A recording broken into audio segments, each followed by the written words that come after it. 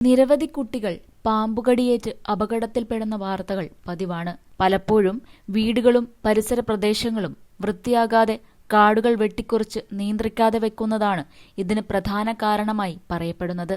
ഇത്തരം സ്ഥലങ്ങളിൽ പാമ്പുകൾ ഇടയ്ക്കിടെ കാണപ്പെടുന്നുണ്ട്.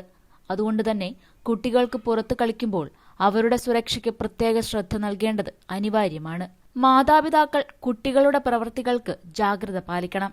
അവർ എവിടെ പോകുന്നു, എന്ത് ചെയ്യുന്നു എന്ന് സസൂക്ഷ്മമായി ശ്രദ്ധിക്കേണ്ടതാണ്.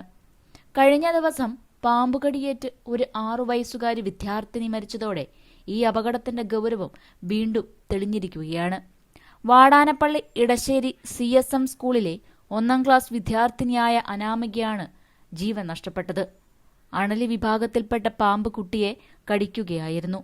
എന്നാൽ കുട്ടിയും കുടുംബവും പാമ്പുകടിയേറ്റ കാര്യം ഉടനെ തിരിച്ചറിയാൻ സാധിച്ചിരുന്നില്ല. ഇത് തിരിച്ചറിവ് വൈകുന്നതുകൊണ്ട് ആദ്യഘട്ട ചികിത്സയും വൈകി. ഡോക്ടർമാർ ഇത്തരത്തിൽ വിവരം വൈകിയതേ മരണത്തിന് കാരണമായതായി വ്യക്തമാക്കിയിട്ടുണ്ട്.